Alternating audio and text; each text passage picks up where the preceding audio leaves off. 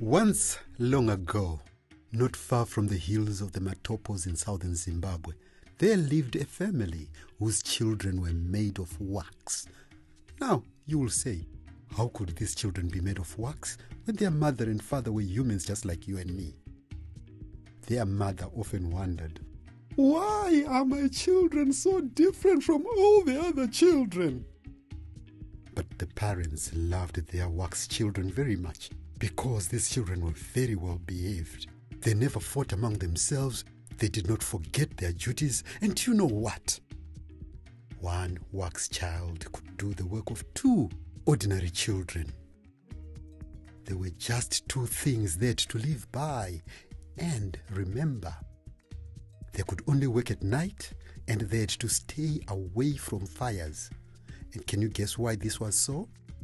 Yes, the hot sun and the fires would melt their wax bodies.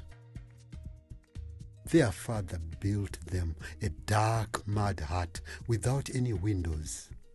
In this mud hut, they were safe from the sun all day. At sunset, they could come out and do their chores. They looked after the cattle and the crops just like ordinary children did during daylight. But Ngwabi, one of the wax children, was not happy. We will never know what the world out there is like. We see so little in the dark, he said. His brothers and sisters agreed that they knew little about the world out there, but they were not unhappy about it like Ngwabi. They remembered that they had things that other children did not have, like not feeling pain or cold. Ngwabi dreamt about the faraway places and the paths that curled through the quiet woods. How he longed to follow those leafy paths to the world beyond the hills. His mother saw how unhappy he was. She put her arms around him. "My child," she said quietly, "that is something a wax child cannot do. It is too dangerous to walk along those paths at night."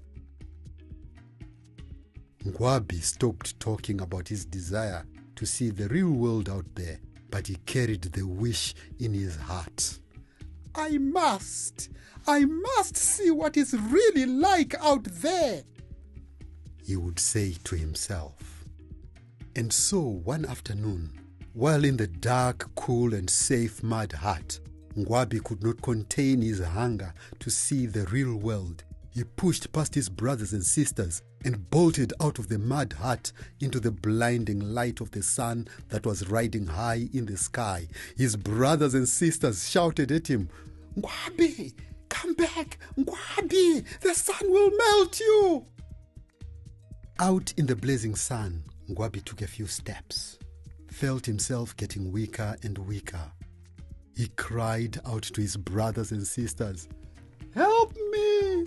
I'm melting! Help me, please!"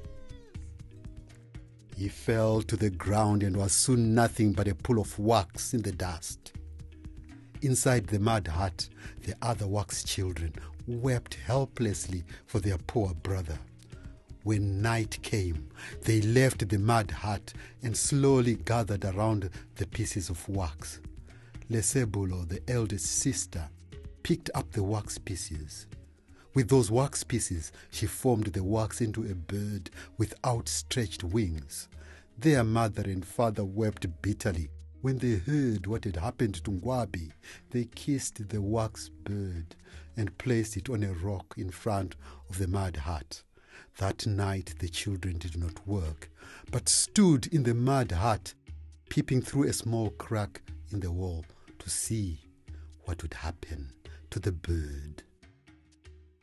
And in the morning, when the first rays of light came over the hills and fell onto the bird, it looked like the bird was on fire. The bird lifted its wings as if to greet the sun.